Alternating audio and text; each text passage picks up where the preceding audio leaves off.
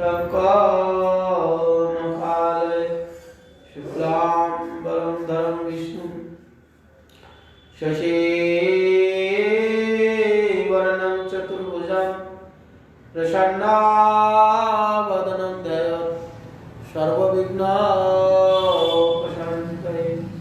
नारायणं नमस्कृत्य नरं चैव नरोत्तमं देवीं सरस्वतीं व्यासं ततो जयमुदीरये मुखं करोति वाचालं पङ्गुं लङ्घयति गिरिं यत्कृपातमहं वन्दे श्रीगुरुं दीनतारिणं। हरे कृष्ण कृष्ण कृष्ण हरे हरे हरे राम राम राम हरे हरे।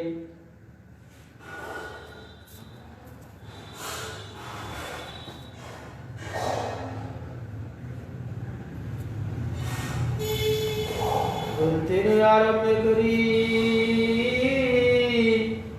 मंगलाचरण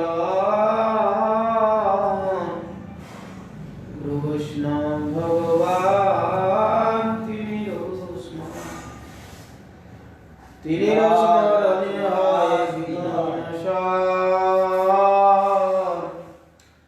अनायास है निज वंशित पूर्ण भक्त पद रेणुआर भक्त पद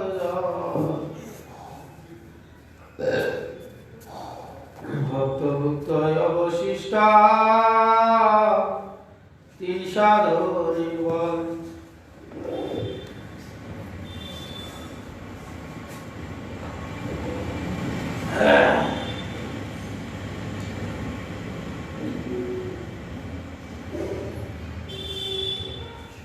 আমরা গতকালকে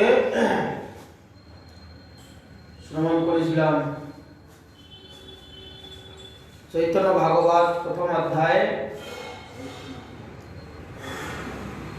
বলরাম রাস করেছিলেন, কৃষ্ণ রাস করেছিলেন বসন্ত মধু মাসে রাজ আদি করেছিলেন। সেই সকল শ্লোক ভাগবতে আছে।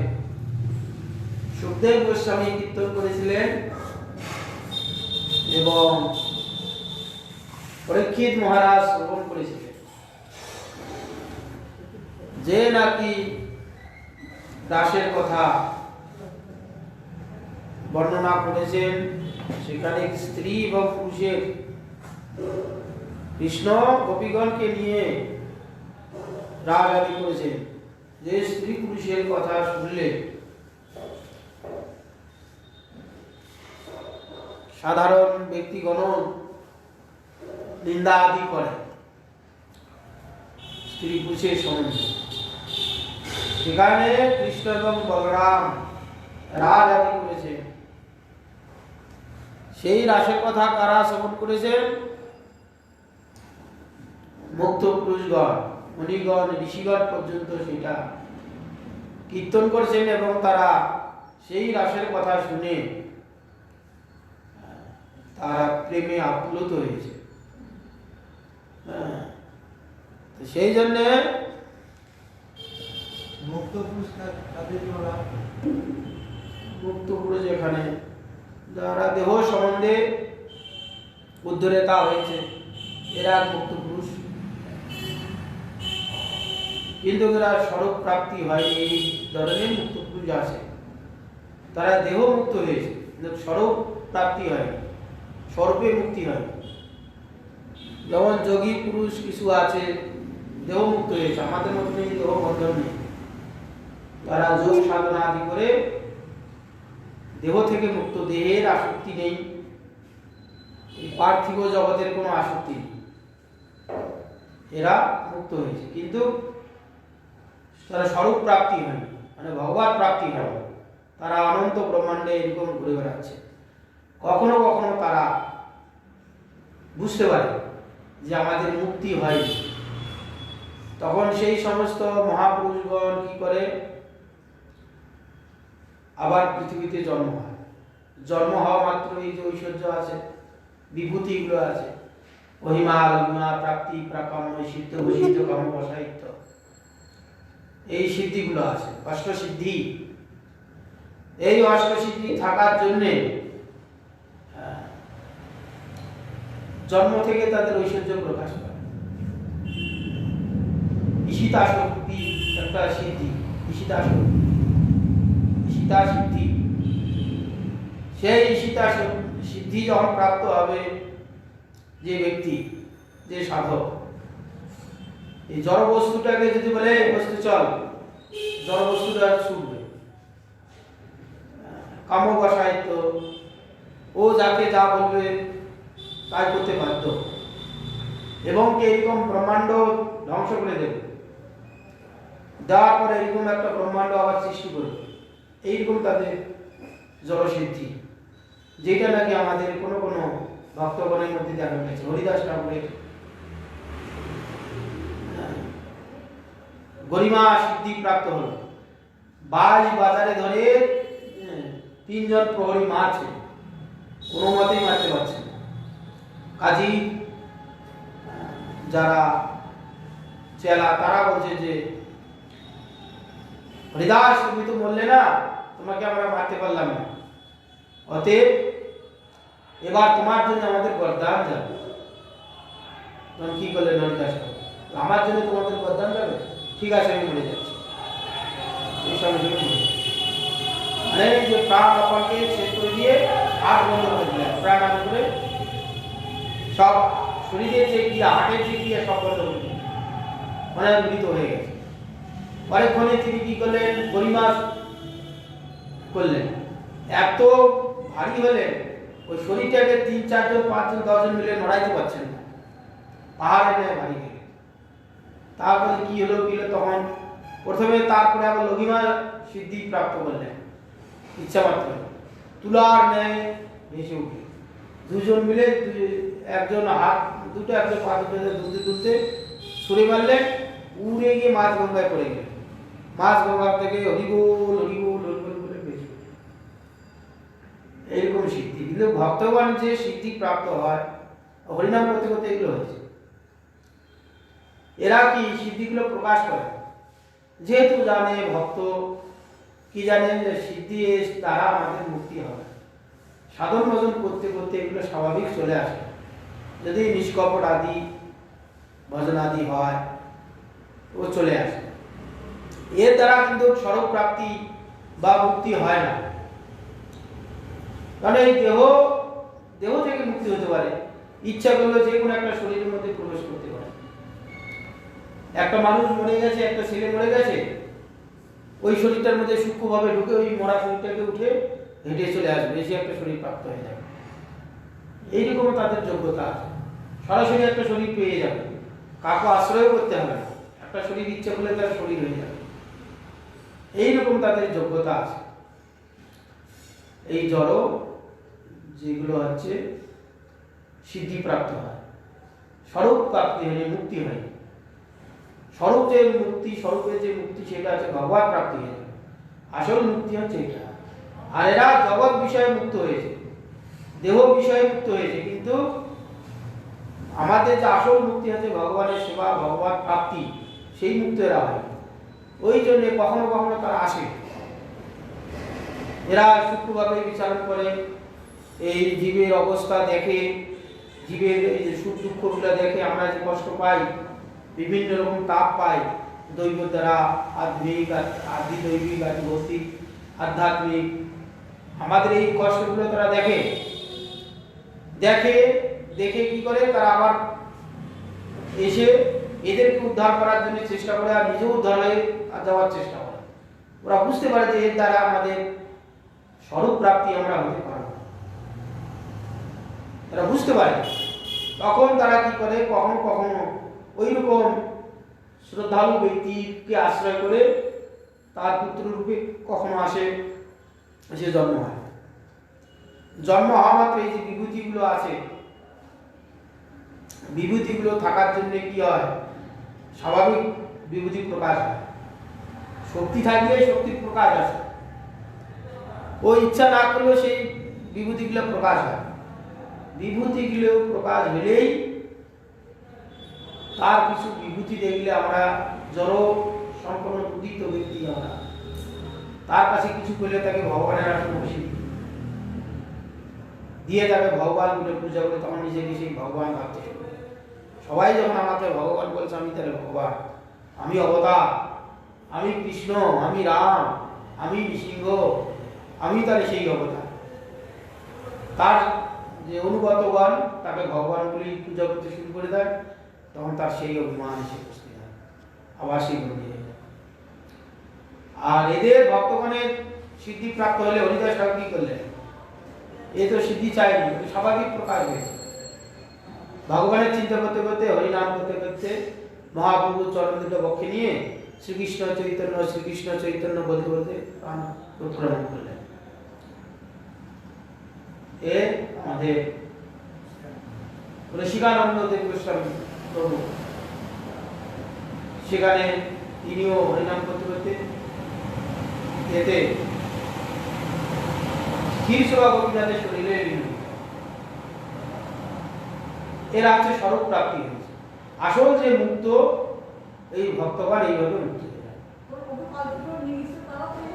হ্যাঁ, যারা ভক্ত এদেরও ওই অষ্টসিদ্ধি 18 রকম সিদ্ধি আছে, ওই 18 রকম সিদ্ধি পেলেও এরা রাজ্য করে, প্রাধান্য দেয় না। আর বাকি যারা ভগবত ভক্ত নয়, তারা সিদ্ধি প্রাপ্ত হওয়ার জন্য কত তপস্যা করছে। যারা তপস্বীগণ ওই সিদ্ধি প্রাপ্ত হওয়ার জন্য কত কঠোর তপস্যা। এই শীতকালে আমরা কত চাদর সোয়েটার মাফলার গায়ে দিয়ে আছি, আর ওরা কি করছে? এই খালি গায়ে এখন বরফের মধ্যে চুপচাপ বসে আছে, কষ্ট শুধু স্বীকার করছে। হ্যাঁ, বিভূতি লাভ করে। সিদ্ধি মানে বিভূতি। ইচ্ছা করলে একটা সৃষ্টি করে দিল, বিশ্বামিত্র দ্বিতীয় স্বর্গ করে দিল। বিশ্বামিত্র দ্বিতীয় স্বর্গ করে দিয়েছিল, এখনো সেই স্বর্গ আছে, ত্রিস্বর্গ না, স্বর্গে না মর, এখনো সেই অবস্থায় পড়ে আছে। হ্যাঁ, এইরকম আমাদের এখানে অনেক কথা কথিত যে ভগবান বলে পূজিত হচ্ছে। হ্যাঁ, কথায় কথিত আছে, রণে থাকো বনে থাকো, জলে জঙ্গলে যেখানে থাকো, আমাকে বিপদে বলে আমাকে ডাকো, আমি রক্ষা করবো। রক্ষাও করে, যোগ্যতা আছে, কিন্তু সে মুক্ত হতে হবে। আবার সেই দেহ ছেড়ে দিয়ে ঘুরে বেড়াচ্ছে, আবার যখন ইচ্ছা হবে। ওরাও চায় ভজন করার জন্যে, ওরা এসে ভজন করার জন্যে জন্ম হয়। হইলে কি হবে? এই যে ঐশ্বর্যগুলো আছে, সঙ্গে সঙ্গে প্রকাশ হয়ে জন্ম হওয়া মাত্রই, জন্ম থেকে প্রকাশ স্বাভাবিক। ওই তখনই আবার সেই ভগবান বলে পুজো করে সে অভিমান হয়ে গেলে সে আবার বন্দী হয়ে গেল। সেই যে যোগ সাধনা করেছে, তপস্যাদি করেছে, সেটা সে বলবে না, ও সেটা করতেই থাকে, কিন্তু বাড়তি একটা অভিমান এসে যাচ্ছে, মুক্ত হতে পারছে না। আর ভক্তগণের মুক্ত কি? এরা একবারে ভগবান প্রাপ্ত। এই হচ্ছে একটা, হচ্ছে এই জগতের মুক্ত, দেহ থেকে মুক্ত হয়েছে সে। আমরা যেমন জন্ম হতে গেলে পিতা মাতাকে আশ্রয় করে আমাদের শরীর ধারণ করতে হয়, এমনি আমরা পারবো না। মুক্ত পুরুষ যারা, এই পিতা মাতাকে আশ্রয় করতে হবে, তারা এমনি কখনো কখনো জন্ম হয়। যে কোনো একটা শরীর, মৃত ব্যক্তির কাছে শরীর নিতে পারে, ইচ্ছা করে একটা শরীর ধারণ করতে পারে, কিন্তু স্বরূপ প্রাপ্তি হয়। আর ভক্তগণ তো তারা ভগবান ভক্তগণকে আশ্রয় করে এই শরীর নেয়, ওরা কারো শরীরকে নেওয়ার জন্য চেষ্টা করে। আর আমাদের সাধারণ লোকের জন্ম হতে গেলে আমাদের এখানে যে সিস্টেম আছে জন্মে, সেই সিস্টেম ছাড়া আসতে পারবে। এই শরীর চলে যাবে, আত্মাটা সেই ওটা আকাশময় হয়ে যাবে, তারপরে বায়ুময় হয়ে যাবে, তারপরে মেঘ আকার হবে, তারপরে বর্ষাবে মাটিতে পড়বে, সেখানে উদ্ভিদ হবে, সেই উদ্ভিদটা ঘটনাচক্রে সেই পুরুষটি খাবে, সেই পুরুষের শরীরে পচন হবে, রস হবে, মজা হবে, শুক্রাণু হবে, কীট হবে। ঘটনাচক্রে যেখানে আমার প্রারব্ধ আছে সেই জায়গা সেই পুরুষটি খাবে, পশু পক্ষী হলে পশু পুরুষটি খাবে, মনুষ্য হলে মনুষ্য পুরুষটি খাবে। তার শরীরে কোনো রক্ত কীট হয়ে সেই স্ত্রীর সঙ্গে মিলিত হয়ে যে জাতীয় ভাবনা হবে, ওইরকম কোটি কোটি জীব আছে বাবার শুক্রাণুর মধ্যে। বাবার একটু শুক্রাণুর মধ্যে কোটি কোটি জীব আছে। বাবা যে ভাবনা পূর্বক চিন্তা করতে করতে যে গর্ভধারণ করবে, ওই ভাবনার একটা কীট মাতৃজঠরে তীরের গতিতে গিয়ে ঢুকবে। তীর তো অনেক দেরিতে যাবে, মনোময় গতিতে গিয়ে ঢুকবে। যেই একটা কীট ঢুকে গেল, সঙ্গে সঙ্গে দরজা বন্ধ হয়ে যাবে, মায়ের জরায়ু দরজা বন্ধ হয়ে যাবে, এক মুহূর্ত ফাঁকা থাকবে না, ও ঢোকা মাত্রই বন্ধ হয়ে যাবে। ভগবান কর্তৃক এইরকম সিস্টেম করা আছে। আর বাকি যে আরো হাজার হাজার কীট ছিল, ওরাও ঢোকার জন্য বায়ুর বেগে গিয়ে ছুটেছে, গিয়ে দরজা বন্ধ হয়ে ঢুকতে পারবে মাতৃ জঠরের সামনেই। আবার সেই আকাশ হবে, বাতাস হবে। যোগী বলে সেটা করতে হবে, কিন্তু স্বরূপে মুক্ত হয়নি। স্বরূপ মুক্ত হতে গেলে ভগবত ভজন ছাড়া কোনো মতেই পারে না, কোনো না কোনো একটা অভিমানে উপস্থিত হবে। ওই জন্য বলছে দৈবী শেষী গুণময়ী মম মায়া তুলাত্ময়া মা বে গজে প্রপদ্যন্তে মায়া মেকান্তম। যে ভগবানের ভজন, যে ভগবানের শরণাগত হবে, সেই একমাত্র এই মায়ের হাত থেকে তুলে যেতে পারে, নচেত কোনো মতেই পারবে না। শঙ্করাচার্য বলছে না, শিবের অবতার, তিনি মায়াবাদ প্রচার করে শেষে বলছেন হবে না, ভজ গোবিন্দম ভজ গোবিন্দম ভজ গোবিন্দম। গোবিন্দ ভজন ছাড়া মুক্তি নেই, মুক্তি নেই, মুক্তি নেই। ঘোর তপস্যা করেছে অত সিদ্ধি প্রাপ্ত হওয়ার জন্য, মুক্ত হওয়ার জন্য, তথাপি পারে না। অগ্নি বর্ণি পৃষ্ঠে বর্ণি সব শরীরটাকে তাপ দিয়ে দিয়ে শরীরের প্রতি মোহ পরিত্যাগ করে মুক্ত হবে। তাদের তপস্বী অভিমান রূপে মায়াগিরি তাপকে গ্রাস করে বসে আছে। ওর জন্য কোনো মতেই উপায় নেই। দৈবী মায়া, ভগবান যেমন সর্বশক্তিমান, তার শক্তিটাও সর্বশক্তিমান। দৈবী মায়া ওই জন্য কথা আছে, একমাত্র শরণাগত ছাড়া কোনো মতেই উপায়। সেই জন্য এখানে মুক্ত পুরুষ বল, এই ধরনের এরা মুক্ত পুরুষ। কারা? সুখদেব গোস্বামী। সেই মুক্ত পুরুষ কিরকম? সুখদেব গোস্বামী মুক্ত পুরুষ কিরকম, তার সংজ্ঞাটা কি? এরা তো তপস্যাদি করে সিদ্ধি প্রাপ্ত হয়ে শরীর একটা যেমন ধারণ করে। সুখদেব গোস্বামী, ব্যাসদেব গোস্বামী এমন একটি পুত্র চাইলেন যে আমি ভগবত কথা প্রচার করবো জগতে। ভগবান বলে ঠিক আছে, কথা আছে। সুখদেব গোস্বামী গর্ভে এলেন। তিনি ইচ্ছা বলে একটা শরীর ধারণ করতে পারতেন না, ভক্ত যেহেতু ভক্তগণকে আশ্রয় করেই শরীর ধারণ করতেন। এসে জন্ম হবে না, ব্রাহ্মণীকে বললেন, ব্যাসদেব বলছেন পুত্র জন্ম হয়। আমাদের এখানে স্বাভাবিক 10 মাস 10 দিন পরে পুত্র প্রসব হয়, শিশা। কারো 8 5 দিন 7 দিন 10 দিন আগে বাচ্চা হয়, সেটা আলাদা। মাতৃগণের বাইরে না, জন্ম হচ্ছে না। এই করতে করতে 10 মাস 11 মাস 12 মাস 13 মাস 1 বছর 2 বছর করতে করতে 16 বছর হয়ে গেল, তখনই শিশু জন্ম হচ্ছে। তখন খুব চিন্তিত ব্যাসদেব গোস্বামী, যে পুত্রকে জন্ম দিয়ে ওই পুত্রের দ্বারা জগতে প্রচার করাবো ভগবানের কথা, সেই পুত্র জন্ম হচ্ছে না। মানুষে তখন পুত্রের গর্ভস্থ শিশুর সঙ্গে মানুষের যোগাযোগ করলেন। যে পুত্র তুমি জন্ম হচ্ছ না কেন? তুমি জন্ম হও, তোমার দ্বারা জগতে আমি ভগবানের কথা প্রচার করবো। বলছে পিতা আমি জন্ম হব না। কেন?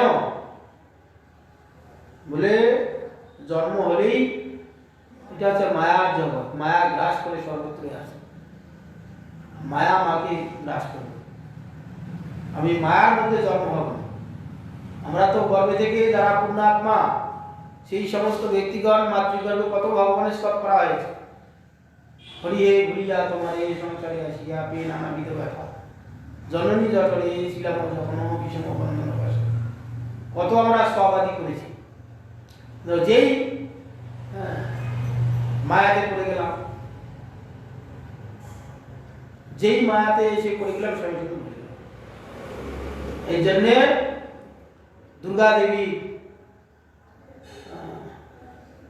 দশ মহাবিদ্যা, তার মধ্যে বগলা, বগলা একটা শক্তি, ওই বয়ের মধ্যে দিয়ে যেই আসবে মায়াকে আকৃষ্ট করে যাবে। সিস্টেম জগৎ বগলা, কমলা, ছিন্নমস্তা, তারা, ষোড়শী, ধূমাবতী, যে মায়ারে দশ মহাবিদ্যা, মায়ার মধ্যে যারা আসবে সব মোহিত করবে।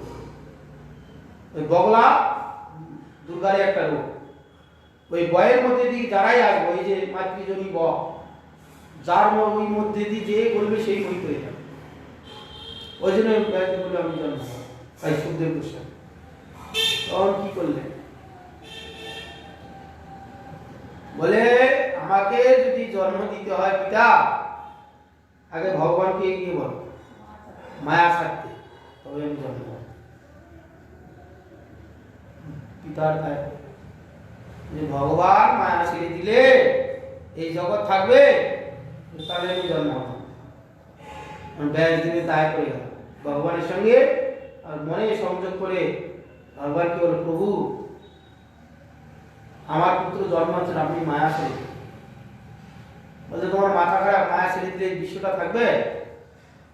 এক মুহূর্ত ছেড়ে দিলে সঙ্গে সঙ্গে বিশ্বটা বোমের মতন উড়ে যাবে, বোমের মতন উড়ে যাবে। এখানে প্রত্যেকটা এখানে খাদ্যঘাতক সম্বন্ধ হয়ে আছে। বায়ু তীব্র গতিতে ছুটছে, ঘন্টায় 18,000 মাইল পৃথিবীটা ঘুরছে, তাহলে ওর কতটা গতি। একটা আমরা কোনো জিনিস ঘুরাইলে, পাখাটা ঘুরলে কত হাওয়া লাগে, যদি হাই স্পিডে দিই ও ঘন্টায় কত হাজার কিলোমিটার ঘুরে ফ্যানটা, তবে তো হাওয়াটা পায়, এর কত গুণ বেশি ঘুরে। ওই পৃথিবীটা যে এত দূরে ঘুরছে, কাকে আশ্রয় করে? সেই ভগবানকে আশ্রয় করে। কিন্তু পৃথিবী কোথাও ছুটে বেরিয়ে যেতে পারছে না। আবার পৃথিবীর গতি আছে, আবার এই তার বায়ু কক্ষ, বায়ুর গতি আছে, পৃথিবী ঘুরছে আবার এইদিকে বায়ুমণ্ডল ঘুরছে। এইরকম যে মহা মায়া, বিশাল বড় কাণ্ড চলে কি ভগবানের শক্তি। মায়া ছেড়ে দিলে এক মুহূর্তে এই যে গ্রহগুলো যে ক্ষিপ্র গতিতে ঘুরছে, পরস্পর একে এক অপরের কাছে এসে ধাক্কা লেগে ধ্বংস হয়ে যাবে। সেই জন্য মায়া ভগবান ধরে আছে বলে তাকে আশ্রয় করে কেউ কাউকে ধ্বংস করতে পারছে না। ওখানে বিশাল বিশাল আকারে হয়ে আছে। যখন পবন বয়, মাঝে মাঝে আমাদের সাইক্লোন আসে, ঘূর্ণিঝড় আসে, কিছু এই বছরে আয়লা ঝড় এলো, বেশি নয়, মাত্র 180 কিলোমিটার 90 কিলোমিটার বেগে বয়েছে। 24 পরগনা, উড়িষ্যাতে কি অবস্থা পড়ে গেছে, একাকার পড়ে গেছে। মাত্র 170-80 কিলোমিটার বেগে বয়েছে। সেটা যে 200, 250, 500 বেগে, 1000 বেগে চলে, ঘন্টায় যদি 18,000 মাইল গতিতে চলে, তাহলে থাকবে কিছু? কেউ কাউকে ধ্বংস করতে পারছে না। ভগবানের আশ্রয়, ভগবান সবাইকে ধরে রেখেছে। আমাদের মধ্যে ওই 5টা ভূতে সমভাবে আছে, কেউ কাউকে খেতে পারছে না। বাইরে দেখুন, এই আলো জ্বলছে, প্রদীপ জ্বলছে, একটু হাওয়া বেশি হলে আগুনটাকে খেয়ে নেবে, আগুনটাকে নিয়ে নেবে। আবার এখানে বিশাল বড় একটা আগুন লাগুক কোনো বাড়িতে, কোনো জঙ্গলে, ও যত ওখানে অক্সিজেন আছে, হাওয়া সবগুলোকে পুড়িয়ে দিচ্ছে আগুন। ওই অক্সিজেন পূরণ করার জন্য ছুটে আসছে হাওয়া, আর চট দহ করে আগুন জ্বলছে। একটুখানি মাটি যদি পুকুরের মধ্যে ফেলে দেওয়া হয়, মাটিটাকে খেয়ে নেয়, মাটির আর কোনো অস্তিত্ব পাওয়া যায় না। আবার বৃহৎ মাটির কাছে যদি 2-4 বালতি জল ঢেলে দেন, জলকে খুঁজে পাওয়া যাবে। উভয় উভয় খাদ্য খোরাক সম্বন্ধে খায়, কে কাকে পেলে খেয়ে নেবে। কিন্তু এই যে ভগবান বলে একটি যে বস্তু আছে, তার ভয়ে কেউ কাউকে শুনতে পাচ্ছে না। সেই জন্য বলছে আমি যদি ছেড়ে দিই, এক মুহূর্তে গোটা বিশ্বটা ধ্বংস হয়ে যাবে। বলে না হলে আমার পুত্র জন্ম হচ্ছে না, আপনাকে ছাড়তেই হবে। সে 1 মিনিট 2 মিনিট 1 সেকেন্ড 2 সেকেন্ড করে শেষ পর্যন্ত এসে দাঁড়ালো একটা গরু সিংহের মাথার মধ্যে একটা সরিষার ছেড়ে দিয়ে যতটুকু সময় থাকে, ওইটুক সময়ের মধ্যে মায়া সারবে আর ধরবে। এই জিনিসটা ছেড়ে দিয়ে ধরতে যতটুকু সময়, ওইটুকুর মধ্যে যদি তোমার পুত্র জন্ম হতে পারে তাহলে বলো। আবার সেই সুখদেবের কাছে বললেন যে পুত্র এরকম এরকম ব্যাপার, বলছেন তো ওই সময় আমি জন্ম যাও, আমার মাতাকে সরোবরের কাছে গিয়ে যেতে পারো।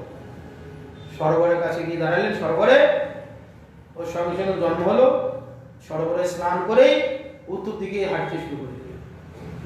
কে জন্ম হলো, কে মাতা, কে পিতা, কোনো উল্লেখ নেই। ওই সব ব্রহ্ম ধ্যানে চলে গেল। এই হচ্ছে মুক্ত পুরুষ। তিনি আবার ব্রহ্ম ধ্যানে ভাবলে সেই ব্রহ্মের চিন্তা নিরান্তর। তখন দেখছেন ব্যাসদেব গোস্বামী যে যার জন্য আমি এত এত তপস্যা করে ভগবানের কথা, নির্মল যে ভগবানের কথা জগতে প্রচার করব, যার জন্য তপস্যা করে একটি পুত্র ভগবানের কাছে ছিলাম, সেই পুত্র জন্ম হয়ে মুক্ত পুরুষ, কে পিতা কে মাতা, কি তার কাজ, সব ব্রহ্ম ধ্যানে চলে গেল। যখন মহামাত্র 16 বছরের বয়স হলো, যুবক হাঁটতে শুরু করল, মাথায় হাত দিয়ে বসে। তখন ভগবানের আবার ব্যাসদেবের মধ্যে আবার বুদ্ধি দিলেন, কৈল নামক শিষ্যকে দিয়ে ভগবানের সেই ব্রহ্মের রূপ গুণের কথা বললেন যে তার কাছে গিয়ে শুধু কীর্তন করো, তাকে তোমাকে কিচ্ছু বলতে হবে না, ও চিত্ত তৈরি হয়েই আছে। আমাদের মতন চঞ্চল চিত্ত না, চিত্ত তৈরি হয়ে আছে, শুধু ব্রহ্মের গুণ কীর্তন তার সামনে গিয়ে কীর্তন করো, কথাগুলো শুধু তার কর্ণে প্রবেশ করো। তো ব্রহ্ম ধ্যানে বসে আছে, ভগবানের গুণ কীর্তন করতে করতে তখন তার ধ্যান ভেঙে যাচ্ছে যে ব্রহ্মের আমি নিরন্তর একান্তভাবে বসে বসে চিন্তা করছি, সেই ব্রহ্মের এত রূপ, এত গুণ, এত বর্ণনা কোথা থেকে আসছে, আর মানে ধ্যান করতে পারছে না, বারবার চিত্ত বিগলিত হয়ে যাচ্ছে। যে ব্রহ্মের একাকার নিরাকার ব্রহ্মের এত রূপ, এত গুণ, এত বর্ণনা মহিমা, তাহলে ঘুম ভেঙে নিয়ে চোখ খুলে যাচ্ছে। ঋষি একজন কীর্তন বসা তখন বলছে, এই ব্রহ্মের এত রূপ গুণের কথা কোথায় পেয়েছে? বলে তোমার পিতার কাছে এই সম্পদ আছে, যাও।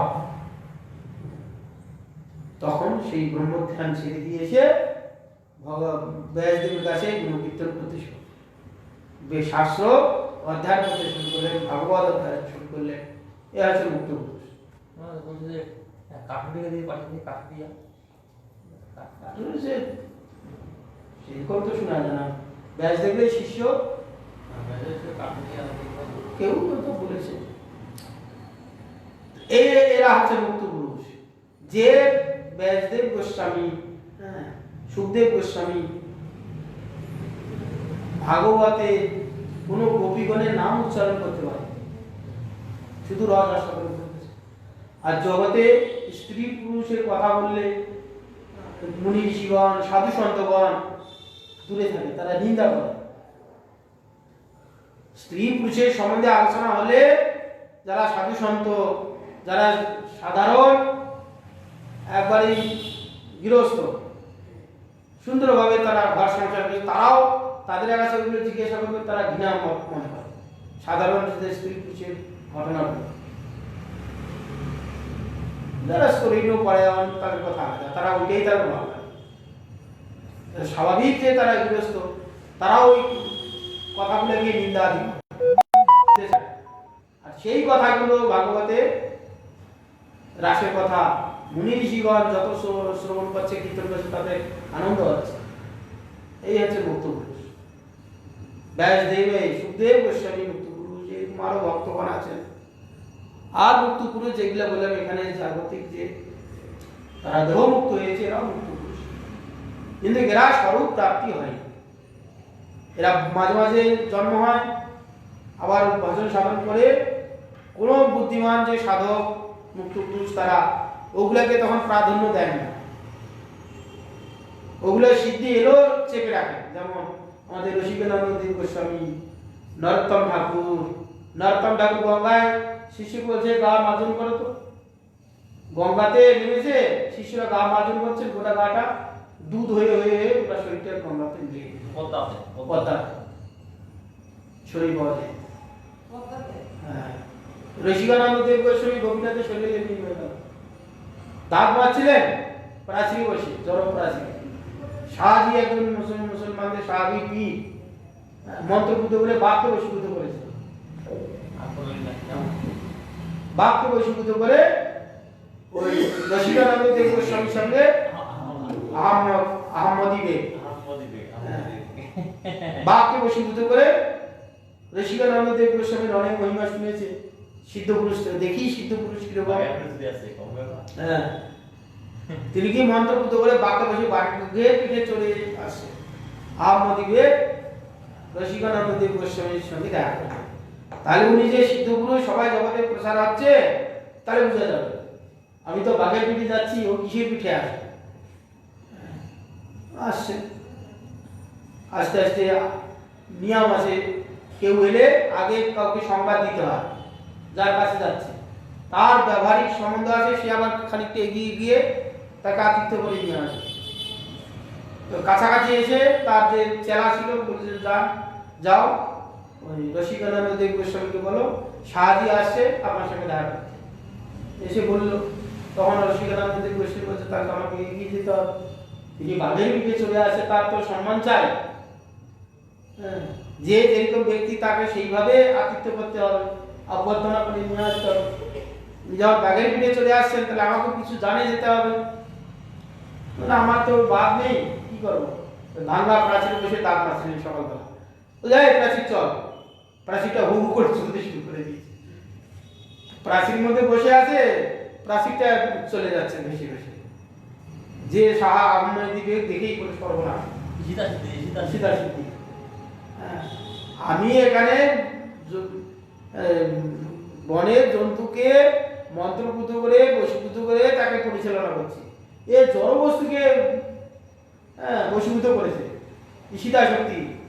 যা বলবে পাথরটাকে বলে যায় পাথর চল, সঙ্গে সঙ্গে পাথরটা ছুটতে শুরু করো, চলতে শুরু করলো। এই হচ্ছে সিদ্ধি, অষ্ট সিদ্ধি। এগুলো ভক্তগণের পেলেও এরা ব্যবহার করে না, কেন জানে এর দ্বারা ভগবত প্রাপ্তি হয় না। এই দেহ মুক্ত হয়ে যেতে পারি, ব্রহ্মাণ্ড মুক্ত হওয়া যায়, এলে পেয়েও এরা চেপে থাকে, কখনো কখনো কারো উচিত প্রকাশ হয়ে যায়। ওই সমস্ত যারা দেহ মুক্ত মহাপুরুষগণ এরাও প্রাণপণ চেষ্টা করে না তা নয়, ওরা যে ব্রহ্মের সুখ পেয়েছে ওই লোভেতে তারা চেষ্টা করে আবার জন্ম হয়ে ভজন করে যেতে চায়।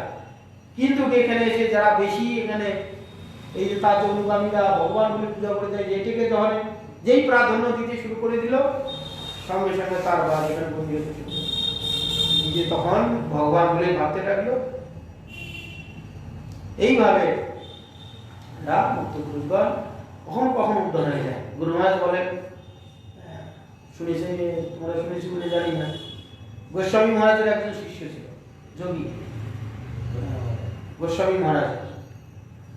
তিনি অনেক যোগ সাধনাদি করে অনেকবার আমাকে শেষে দেখলেন এগুলোতে কিছু হচ্ছে না, ভক্তি সারঙ্গ গোস্বামী মহারাজ প্রভুপাদের শিষ্য, তিনি গোস্বামী মহারাজের শিষ্য হয়ে ভজন করে সে মুক্ত হয়েছে।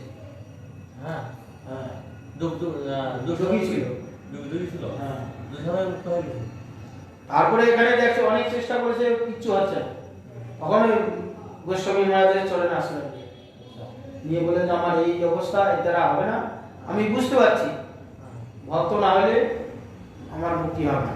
গোস্বামী মহারাজের কাছে শিষ্য হয়ে সাধন মনে করে সে মুক্ত হয়ে গেল। কোনো কোনো যোগীগণ ভক্ত হয়ে ভগবত ভজন করে চলে যাচ্ছে। সেই জন্য এখানে মুনি মুনিগণ, যারা মুক্ত পুরুষ মননশীলগণ, তারা পর্যন্ত কি করে এই রাম এবং কৃষ্ণের রাসের কথা বর্ণনা করে এবং রস আস্বাদন করে। সাধারণ যে স্ত্রী পুরুষের সম্বন্ধ, সাধারণ যারা গৃহস্থ তারাও নিন্দা করে, মুনি ঋষিগণ সাধু সন্তগণ যেটা শোনেই না, তারা ঘৃণা চোখে দেখে। সেই স্ত্রী পুরুষের সম্বন্ধ কথা এখানে রাসে আলোচনা হচ্ছে। গোপীগণের সঙ্গে কৃষ্ণ বিহার করেছেন, রাস করেছেন, বস্ত্রহরণ লীলা করেছেন। মননশীলগণ মুক্ত পুরুষগণ তারা সেটা কীর্তন করছেন এবং রসাস্বাদন করছেন। তাহলে সেই জাতীয় ভক্তিটা কি? যে স্ত্রী সঙ্গ মুনি করে করেন নিন্দন, তারা ওরা মেরোরাসে করেন স্তবন। যে স্ত্রী সঙ্গ মুনিগণে করে নিন্দা, মুনিগণ নিন্দা আদি করেন, তারাও আজকে কি রামের রাসেতে স্তব করছেন। তারা সেই রাসকে স্তব করছেন যেটা জগৎ বিষয়ে সবচেয়ে নিকৃষ্ট। মুনি ঋষিগণ নিন্দা করে, সাধু সন্তগণ নিন্দা করে, সাধারণ গৃহস্থগণ স্ত্রী পুরুষের সম্বন্ধে নিন্দা করে, আবার এরা মুক্ত পুরুষগণ সেটা কীর্তন করছে, সেটাকে স্তব করছে। তাহলে সে রাস্তা কিরকম? সেখানে আছে নিষ্কপট প্রেম, সেখানে কামের কোনো বন্ধ নেই, এখানে স্ত্রী পুরুষের কোনো সম্বন্ধ নেই, সেখানে সে আত্মার সঙ্গে মিলন। আমাদের মতন এখানে দৈহিক তাদের কোনো চাওয়া পাওয়া নেই, দৈহিক খিদা নেই, তাদের শুধু শুধু প্রেম, আত্মার সঙ্গে মিলন। সেখানে প্রত্যেকটা গোপী, সেখানে তারা সবাই মুক্ত পুরুষ। ভাবেতে এখানে স্ত্রী হয়েছে, সব মুক্ত পুরুষ, তাদের একদম কাম নেই, আর আমাদের মতন অভাবই নেই, তারা সব স্বভাবই। তারা এই রস আস্বাদন করার জন্যে তারা স্ত্রী হয়েছে, কেউ পুরুষ হয়েছে, কেউ বৃক্ষলতা হয়েছে, কেউ পশুপক্ষী হয়েছে। আমরা যেমন ছোটবেলায় দেখেছি যাত্রা আদি, হ্যাঁ, আমরা ছোটবেলায় দেখেছি যে ছেলেরাই মেয়ে হতো, রামায়ণ গান হতো, কত কত ঝুমুর যাত্রা, এমনি আঞ্চলিক যে গান, বই টই হতো, সিনেমার মানে নাটকের মতন। স্ত্রী হতো নাকি তখন, মেয়েরাই ছেলেরাই স্ত্রী হতো। সেখানে কামের কোনো গন্ধ আছে? ছেলেদের মেয়ের মতন সেজে তাকে মুক্ত মেয়ের মতন বানিয়ে সেখানে স্ত্রীর মতন অভিনয় করছে। সীতা হয়েছে, কোথাও রাধা হয়েছে, কোথাও ললিতা হয়েছে, জাগতিক যারা নাটক আদি করে সেখানে স্ত্রী পুরুষ হয়েছে, নায়ক নায়িকা হয়েছে। কামের গন্ধ আছে? ওখান থেকে একটা অনির্বচনীয় আনন্দ আসে। কিরকম আনন্দ? সেখানে আমরা ভুলে যাই। আমরা যে সিনেমা দেখি, যাত্রা দেখি, আমরা তো জানি ওই ব্যক্তিটা ওই নয়। যে ব্যক্তিটা প্রত্যেকদিন লোকের বাড়িতে কাজ না করলে তার পেটের ভাত জোটে না, সে যখন যাত্রায় অভিনয় করছে, সে মহারাজার অভিনয় করছে, ভারতের সম্রাটের আকবরের অভিনয় করছে, তো সেখানে তার কিরকম ঠাটবা, হ্যাঁ, বুট জুতো পরেছে, মুকুট পরেছে, গট গট করে গিয়ে সিংহাসনে বসে আছে, তার চাকর নকর কত তাকে এতে স্টেজে যাওয়ার সঙ্গে সঙ্গে তারা চাকর নকর উঠে দাঁড়াচ্ছে, তাকে সেলুট করছে, গিয়ে তাকে কত শাসন করছে, সবাই তাকে কত অভ্যর্থনা করছে। তখন তাকে সেই ও যে সকাল হলে লোকের বাড়ি কাজে যাবে, সেই লোকটাকে দেখে শাখার আকবর দেখে, তখন সেটা রস আস্বাদন হয়। ঠিক তদ্রূপ আমরা এখানে গোপী দেখছি, কিন্তু বাস্তবেরা গোপী নয়। যেমন আমরা যাত্রা সিনেমাতে দেখি, ওই ব্যক্তিটাকে একবারে ভুলে গেছি, ও যে অভিনয় করছে তাকেই ভাবছি আমরা, তবে আমাদের রস হচ্ছে। আমরা যদি ভাবি এই সকালবেলায় রিক্সা চালাইতে যাবে, এখনো রাজার পাঠ করলে হবে, ও তো রিক্সা আলা, তাহলে কি সেই সিনেমা দেখে আনন্দ লাগবে? আমরা ভালো লাগবে, তখন সেই সেই ব্যক্তিটাকেই দেখছি। ঠিক তদ্রুপ এখানে যে রাস, ব্রজের যে গোপীগণের সঙ্গে যে কৃষ্ণের লীলা, ঠিক আছে, তারা সব মুক্ত পুরুষ, কিন্তু এখানে অভিনয় করছে এরা, এখানকার ঠিক যেন স্ত্রীর মতন ব্যবহার করছে, পুরুষের মতন ব্যবহার করছে, কেউ বন্ধুর মতন ব্যবহার করছে, শুধু রস আস্বাদন করার জন্য তারা সব স্বেচ্ছা এগুলো আস্বাদন করছে, সেই রূপ ধারণ করে কৃষ্ণের সুখ দিচ্ছে। কৃষ্ণ তাদের কাছে সুখ পাচ্ছে, এরাও কৃষ্ণের কাছে সুখ পাচ্ছে। সেই জন্য বলছেন যে এখানে তারাও রাসের ব্রাহ্মের রাসে স্তবন করে, কৃষ্ণ রাসে স্তব করে মুনি ঋষিগণ। যার রাসে দেবে আসি পুষ্প বৃষ্টি কয়ে, দেবে জানে ভেদ নাই কৃষ্ণ হলো ধরে, চারি ভেদে গুপ্ত বল রামের চরি, আমি কি বলিব সব পুরাণ নিবেদিত। যার আসে দেবতাগণ এসে পুষ্প বলিশন করে, কৃষ্ণের আসে এবং বলরামের আসে। দেবে জানে ভেদ নাই কৃষ্ণ হলো ধরে, দেবতাগণ জানে কৃষ্ণ এবং বলরামের কোনো ভেদ নেই, একই স্বরূপ, দুই দেহ, কায়াটা দুই, কৃষ্ণ এক, দেহটা দুই। কৃষ্ণই তো বলরাম হয়েছে। কৃষ্ণ ইচ্ছা করলেন আমি এক আছি, বহু হব, সেই জন্য কৃষ্ণ বাম অঙ্গ থেকে বলরাম হলেন, আবার বাম অঙ্গ থেকে রাধারানী হয়েছে। ডান অংশ থেকে না বলরাম হলেন, দিয়ে এক ছিলেন বহু হয়ে এই জগতে একটা বিশাল বড় কাণ্ড করবেন, লীলা করবেন, রস আস্বাদন করবেন, একই দেহ। সেই জন্য দেবতাগণ তারা জানে যে এরা কৃষ্ণ এবং রামে ভেদ নেই, কৃষ্ণ এবং বলরামে ভেদ নেই, একই দেহ, দুই রূপ হয়েছে। চারি বেদে গুপ্ত বলরামের চরিত্র, আর চারি বেদে বলরামের চরিত্র কথা, মহিমার কথা বর্ণনা করা আছে। ঋক, সাম, যজু, অথর্ব, ভগবানেরই তো কথা বলা আছে, সেই আনন্দের কথা বলা আছে। তিনি এই যে সৃষ্টি কার্যের যে যত মহিমা কালকে বলা হলো, তিনি উৎসাহ দিচ্ছেন বলরামই শঙ্কর স্বরূপে, তারপরে কারণোদ্দিশায়, ক্রেদোদ্দিশায়, গর্ভদোষায় সব তিনি হয়েছে, হয়ে এত কিছু হয়েছে। চারি বেদে গুপ্ত ভাবে রামের চরিত, আমি কি বলবো পুরাণ বিধি। গ্রন্থাকার বলছেন বৃন্দাবন দাস ঠাকুর,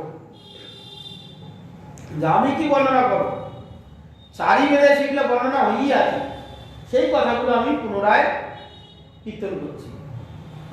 বলরামের এত মহিমা, এই যে বিশ্ব সৃষ্টি হচ্ছে, যত বিশ্বে যত কাণ্ড কারখানা চলছে, সব তো বলরামই করেছে, কৃষ্ণ শুধু সাক্ষী রূপে আছে। আর যত এখানে লীলা করেছে, আর যত কার্য, এই যে অঘটন সংগঠন, যত কাণ্ড কারখানা করেছে, সব তো বলরামই করেছে। বলরাম শঙ্কর স্বয়ং কারণোদ্দিশায়, গর্ভদোষায়, ক্রেদোদ্দিশায়, সব তো এরাই বিশ্ব পরিচালনা করছে, সব বলরামের অংশ। বলরামই আবার এখানে গুরু রূপে প্রকাশিত হয়েছে।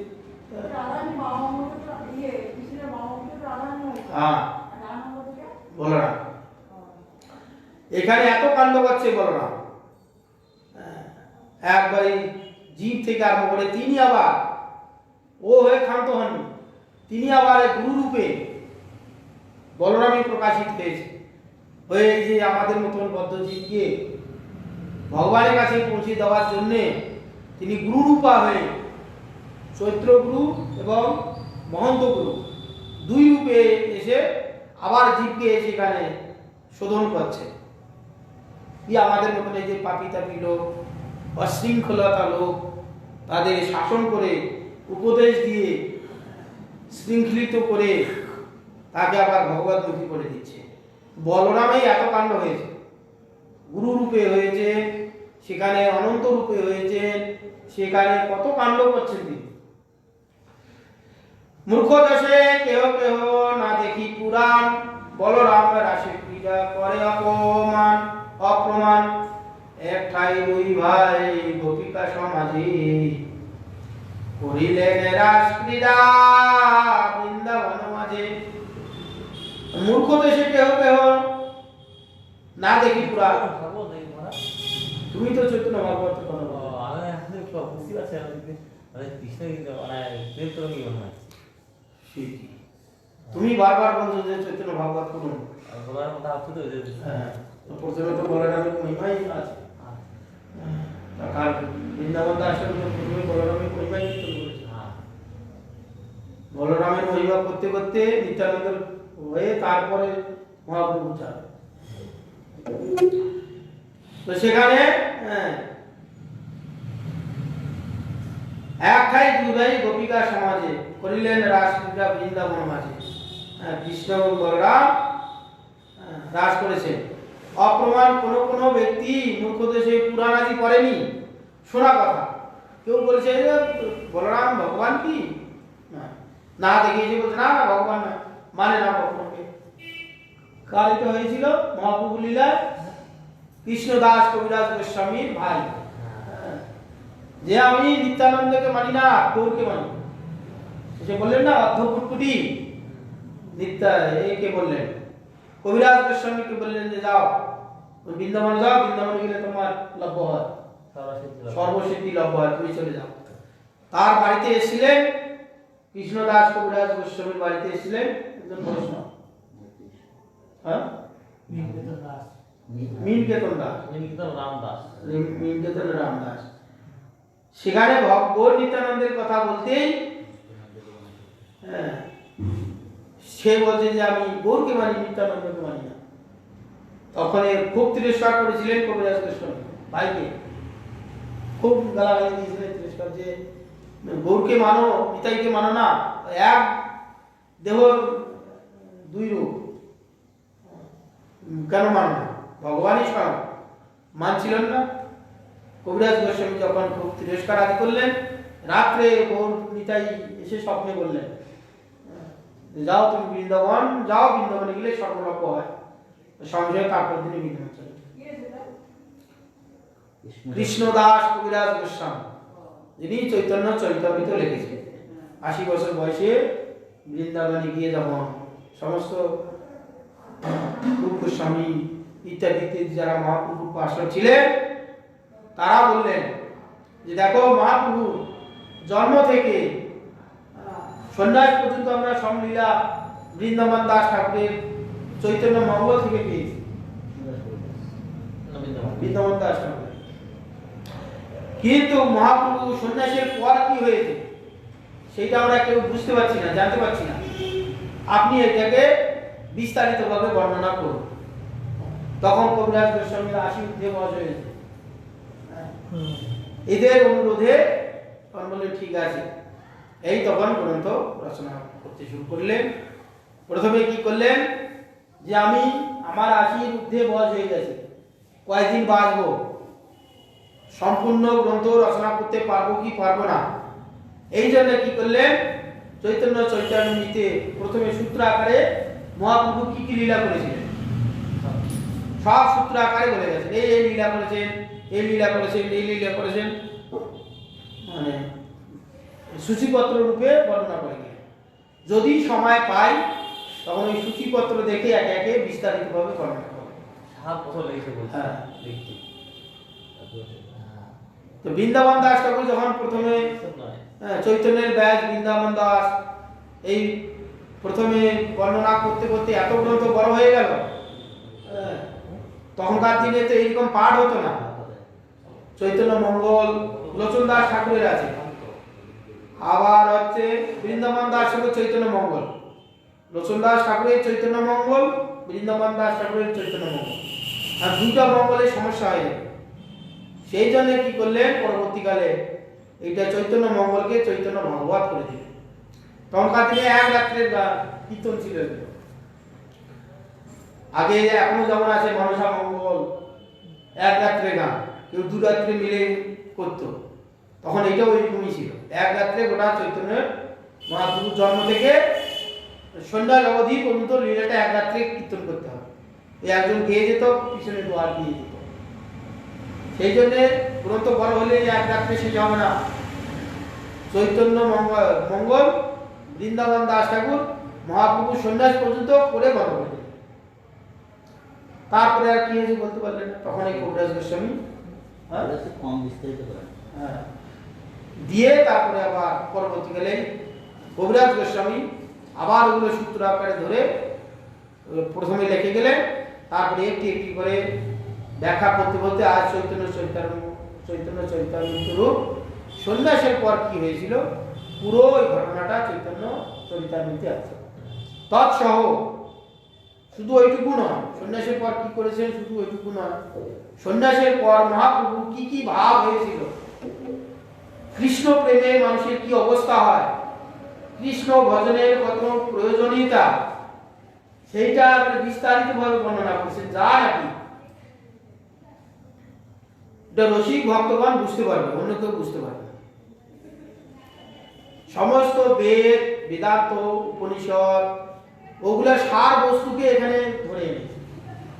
ওগুলাকে আজ যেমন হংস কি করে দুধ থেকে জল থেকে সার বস্তুটাকে তুলে আনে, কবিরাজ গোস্বামী বেদ বেদান্ত উপনিষদ ওগুলাকে অধ্যয়ন করে ওগুলোর মধ্যে থেকে যে সার অংশটুকু নিয়ে এসে চৈতন্য চৈতন্যের দিকে দিয়েছে। কিরকম বাংলা সংস্কৃতকে বাংলা ভাবে কিভাবে এনেছে, জীবের স্বরূপ হয় কৃষ্ণের নিত্য দাস, কৃষ্ণের তটস্থা শক্তি হয় ভেদাভেদ প্রকাশ, ভেদ এবং অভেদ প্রকাশ। কৃষ্ণ বলি যে জীবনাদি বহির্মুখ, অতএব মায়াকারে দেয় সংসার আদি, যে মায়াতে সব ভাবুক ঢুকাচ্ছে ওইটাকে বুঝাতে গিয়ে সংস্কৃত ভাষায় কত বেদ বেদান্ত উপনিষদ কত কাণ্ড করে জীবকে বুঝাইতে হয়েছে, বিভিন্ন শাস্ত্রের উপমা দিয়ে সেইটাকে বুঝাইতে হয়েছে, তথাপি জীব বুঝতে পারছে না। তিনি কি করলেন, কবিরাজ গোস্বামী বিশেষ করে বাঙালিদের জন্য তিনি ওইটাকে সংস্কৃতটাকে বাংলায় এনে সুন্দরভাবে বুঝিয়ে দিলেন কি জীবের স্বরূপ হয় কৃষ্ণের নিত্য দাস, আমাদের স্বরূপই হচ্ছে আমরা কৃষ্ণ দাস। সেইটাকে পণ্ডিতগণকে বুঝাইতে গিয়ে সেটা কত শাস্ত্র সংস্কৃতির শ্লোক দিয়ে বুঝাইতে হয়, একবার বাংলায় নিয়ে এনে আমাদের স্বরূপ হচ্ছে কৃষ্ণের নিত্য দাস। কিরকম স্বরূপ স্বাভাবিক আমাদের কৃষ্ণের প্রীতি আছে, কিরকম কৃষ্ণের স্বাভাবিক 12টা গুণ আছে, রস প্রত্যেকটা জীবের মধ্যে আছে, ভগবানেতে সমুদ্র বর আছে, আমাদের বিন্দু বিন্দু আছে। এটা জীবের স্বাভাবিক স্বভাব, হাস্য অদ্ভুত রুদ্র ভয়ানক বিভৎস শান্ত দাস্য সর্প বাৎসল্য মধুর, এইটা আমাদের পূর্ব সম্পত্তি, কারো কাছে এটা ধার নিতে হয় না, জীব মাত্রই আছে। ওই রসের দ্বারা আমরা ভগবানের সেবা করতে পারি, আমাদের স্বরূপে ভগবানের স্বরূপ এটা আছে, আমাদের স্বরূপ আছে, স্বরূপের শক্তি দিয়ে আমরা ভগবানের সেবা করতে পারি, ভগবানকে পুত্র বানাইতে পারি, পতি বানাইতে পারি, প্রভু বানাইতে পারি, সখা বানাইতে পারি। এই সম্বন্ধগুলো বাইরে থেকে ধার নিতে হয় না, কাউকে নিতে হয়। এখানে একটা ছেলে জন্ম হলেই বয়স সন্ধির সময় একে একে সে ভাবগুলো এসে উপস্থিত হবে, মা বাবাকে শেখাইতে হয় না, কারো কাছ থেকে ধার নিতে হয় না, সময় অনুযায়ী সেগুলো স্বাভাবিক আছে। ওইটা যদি আমরা ভগবানকে দিয়ে আমরা ভগবানকে স্বাভাবিক পেয়ে যাব। কি জন্ম হলে একটু বয়স হলে 4-5 বছর হলে সে খেলার সাথে খুঁজে, তখন মা বাবা যেতে না দিলেও যে শুনে কান্না করে, বন্ধুদের সঙ্গে খেলাধুলা করবে, কাউকে বলতে হয় না। তখন সেই বন্ধু বান্ধবের সঙ্গে মিলিত হবে, তাদের সঙ্গে খেলাধুলা করবে, ছুটে যায়। পূর্বধন এটা স্বাভাবিক, তার অভ্যাস আছে। আর বাকিগুলো ধার নিতে হয়। যৌবন হলে তার একটা যুবতী চাই, তার স্বাভাবিক সর্বিতে দেওয়া আছে। ওই ভাবটা যদি আমরা এখানে কাম পরিত্যাগ করে নিষ্কপটভাবে ভগবানকে দিই, ভগবান আমাদের নিত্যপতি হবে, আমরা ভগবানের নিত্যপত্রী হয়ে যাব। যেটা জগতের লোক এই অভাবী ব্যক্তিকে করছে, স্ত্রীটা অভাবী একটা পুরুষকে ধরে, অভাবী পুরুষটা একটা অভাবী স্ত্রীকে ধরে। এইটা যদি আমরা ভগবানকে দিই, ভগবানের স্বভাবই, তার এইরকম আমাদের মতন অভাব নেই, সেখান থেকে আমরা ভগবানের কাছে অতীত ন্যায় স্নেহ প্রীতি পাবো। সেই জন্য স্বাভাবিক আমাদের এগুলো অভ্যাস আছে। সেই জন্যে বলরামের এবং কৃষ্ণের যে রাসের কথা তারা জানে না, কেন শাস্ত্র গ্রন্থ পড়েনি, আবার কেউ না করে এগুলো যুক্তি তর্ক করে, অপ্রমাণ মনে করে। সেই জন্য এক ভাই দুই ভাই গোপিকা সমাজের মাঝে এইভাবে রাসক্রীড়া করেছিলেন। কোথায়? বৃন্দাবনের মাঝে। সেইগুলোকে কীর্তন করেছেন মুক্ত পুরুষ সুখদেব গোস্বামী, নারদ গোস্বামী, যিনি নাকি জন্ম থেকে ব্রহ্মচারী, জন্মযোগীও বলা যায়, তিনি ব্রহ্মচারী জন্ম থেকেই তিনি কীর্তন করছেন। আরো কে করছেন? ব্রহ্মার মানসপুত্র চতুষ্ষণ, সনক সনাতন, সনত কুমার সনাতন, এরা পর্যন্ত কীর্তন করছে। সেই ওরা ব্রহ্মজ্ঞানী ছিলেন। গোটা ব্রহ্মাণ্ড ঘুরতে ঘুরতে বৈকুণ্ঠে যখন গিয়ে উপস্থিত হলেন, ভগবানের চরণ তুলসী, ভগবানের চন্দনের গন্ধ পেয়ে তারা আকৃষ্ট হয়ে ব্রহ্মধ্যান পরিত্যাগ করে দিলেন। সেই ভগবানের গুণ কীর্তন করে বেড়াচ্ছে, ভক্ত হয়ে গেলেন। ভক্ত হয়ে গেলেন। সেই চতুর্শনের থেকে আমাদের যে পরম্পরা চলে এলো, সনক সম্প্রদায়, সনন্দন সম্প্রদায়, বিম্বার্ক সম্প্রদায়, নামানুষ সম্প্রদায় ইত্যাদি যে সম্প্রদায়, একজন এক একটা সম্প্রদায় হয়ে গেল। বৈষ্ণব সম্প্রদায় চারজন বৈষ্ণব সম্প্রদায় হয়ে গেল।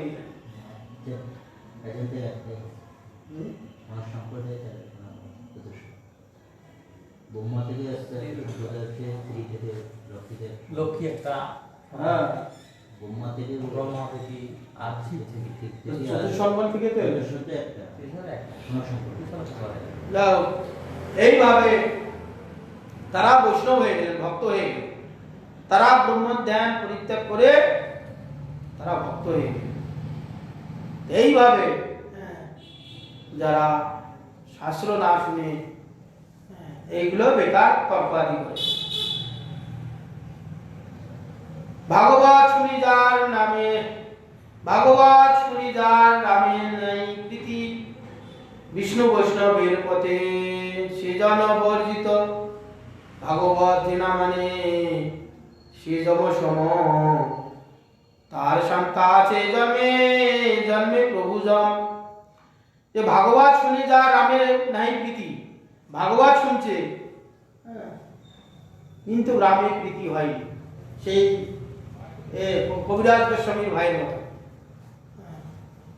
গৌরকে মানে, নিত্যানন্দকে মানে, লম্বহর্ষণ সূত্র সেরকম হয়েছিল। ভাগবত শুনে যায় রামের প্রীতি নাই হয়, সে বিষ্ণু মানে ভগবান, বৈষ্ণব মানে ভগবানের ভক্তগণ, সেই জন থেকে বঞ্চিত হয়ে যায়, বর্জিত হয়ে যায়। তারা তার থেকে ভক্ত খাতা থেকে বর্জিত করে দেয়। ভাগবত যে না মানে সে জবন সম, যে ভাগবতকে না মানে সে জবন সম, তার শাস্তা আছে প্রভু জন্মে জন্মে প্রভু জম। তার শাস্তা কি? এই জন্মে জন্মে জম কি করে? আমাদের পাপ আদি করলে সাজা দেয়। জম আবার বৈষ্ণব, তো বৈষ্ণব আমাদের দ্বাদশ যে মহাজন আছে, ব্রহ্মা, শিব, নারদ, কুমার, শম্ভু ইত্যাদি ইত্যাদি 12 জন মহাজন আছে। ওই তার মধ্যে একজন সে ভক্ত, শুদ্ধ ভক্ত ছাড়া ঠিক সঠিক বিচার করতে পারবে না, পক্ষপাতিত্ব দোষ আছে। সেই জন্য একজন বিষ্ণু ভক্ত 12 জন মহাজনের মধ্যে একজন হচ্ছে যম, তাকে এই ভার দিয়েছে। যে পাপ করবে তার ঠিক উচিত সাজা দেবে। সে কে ব্যক্তি, কোন ধনের লোক, ভক্ত না অভক্ত, ওইসব দেখবে না। যে সাজাই, যে সাজা পাওয়ার জন্য তাকে ঠিক সাজাই দেবে। তাকে জম, যে ভগবানকে না ভজন করবে, ভগবানকে না মানবে, তার সাজা কি? যে জম। পাপ করলে পাপের ফল, পুণ্য করলে পুণ্য ফল।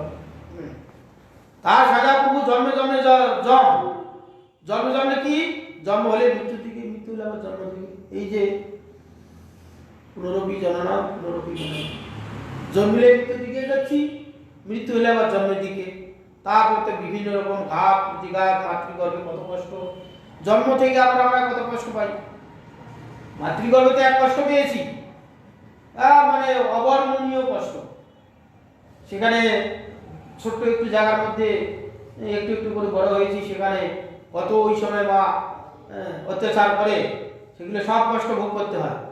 শেষে যারা পুণ্যাত্মা জীব গর্ভে থেকে ভগবানের কাছে প্রার্থনা করে, হরিয়ে ভুলিয়া তোমারে, তারপর কি আছে, সংসারে আসিয়া পেন আনন্দিত ব্যথা, জননী জঠরে ছিলাম যখন বিষম বন্ধন পাশে, একবার প্রভু দেখা দিয়ে বলি বলছিল এই দিন দাস। আবার জন্ম হয়েও শান্তি নেই, জন্ম হওয়ার মাত্রই সেই কিছু বলতে পারি না, কিছু করার ক্ষমতা নেই। ক্ষুধা লাগছে, মা সেই সময় খেলনা দিচ্ছে, যেই সময় খেলা দিচ্ছে করছে মা জোর করে খাইয়ে দিচ্ছে, পেটে ব্যথা হচ্ছে মা খাইয়ে দিচ্ছে, ক্ষুধা লাগছে মা তখন তেল মাখাচ্ছে, বলতেও পারি না। এ এক যন্ত্রণা। আমি যেটা চাই তার বিপরীত দেয়, এ একটা কম নরক যন্ত্রণা না, ওর সবারই হয়েছে। হ্যাঁ, এই মাঝখানে এই যৌবন পর্যন্ত একটুখানি নিজের মতো চলাফেরা করতে পারি, আবার যেই 60, 70, 80 হয়ে গেল, তাড়াতাড়ি যদি দেহ ছেড়ে দিল তাহলে ভালো, না পারলে আবার সেই পুত্র কন্যার অধীনে ইচ্ছা করে কিছু করতে পারবো না, ধরে ধরে বাথরুমে নিয়ে যেতে হবে, খাওয়াতে হবে, শোয়াতে হবে। তারা বিরক্ত হচ্ছে, আমার শরীর নিয়ে অসহ্য যন্ত্রণা। যারা দীর্ঘদিন পড়ে আছে বিছানায়, তাদের কি যন্ত্রণা, নরক যন্ত্রণা ভোগ হচ্ছে, নিজে উঠে কিছু করতে পারবে না, নিজে চলতে পারবে না, এ এক কম নরক যন্ত্রণা না। এর হাত থেকে মুক্ত হতে গেলে কি করতে হবে, ভাগবত কথা শুনতে হবে। সেই যে কৃষ্ণ বলরাম ভগবানের যত অবতার, তাদের ভজনা করলে বা এই জমের হাত থেকে মুক্ত হয়ে ভগবান প্রাপ্ত পদ্ম লাভ হবে। জমের হাত থেকে মুক্ত আমরা হতে পারবো। কি একটা আছে না, যে জগতের পিতা কৃষ্ণ জেনা বাজে বা পিতৃদ্রোহী পাতকীর জন্ম তাপ, এই আমরা তাপ পেয়ে থাকি। প্রত্যেকটা ব্যক্তি এখানে আমরা তাপ পাচ্ছি। যতক্ষণ পর্যন্ত ভগবান ভজন না করে মুক্ত হতে পারছি, ততক্ষণ পর্যন্ত আমাদের এই তাপ আমাদের নিরন্তর পাচ্ছি। কে পাচ্ছি না? এই এখন আমাদের তাপ পাচ্ছে, দৈব তাপ কিরকম চলছে, সবাই আমরা ভয়ে একবারে তটস্থ, করোনার ভয়ে তটস্থ, কেউ শান্তি দেবে। কাজকর্ম সবই হচ্ছে, কিন্তু একটা আতঙ্কতে আমরা সব চলছি।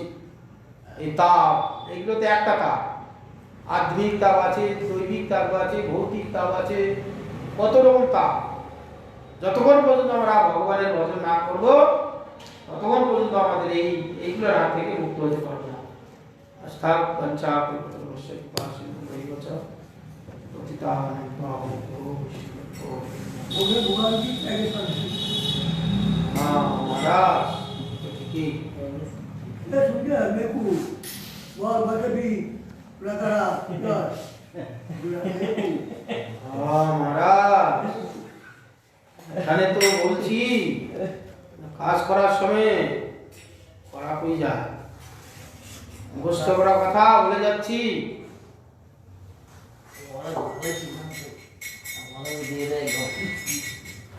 মুখস্থ করা কথা বলছি, কাজের বেলায় করতে পারছি না।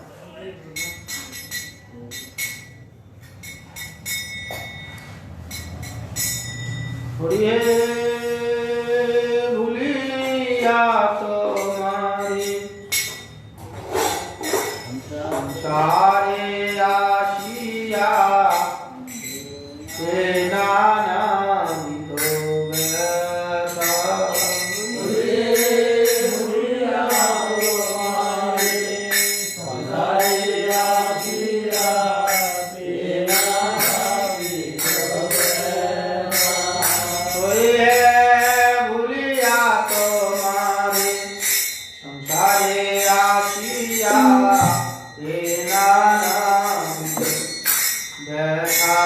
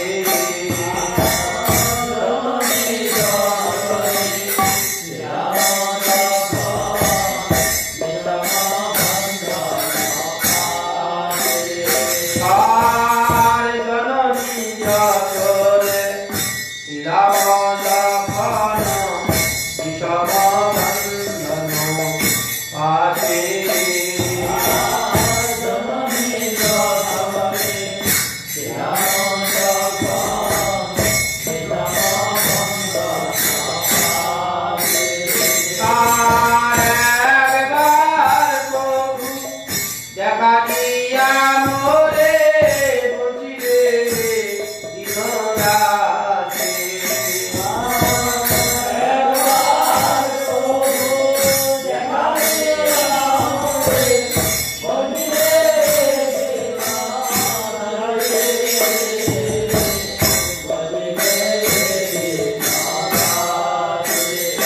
আর তখন ভাবিনু জন্ম পাইলা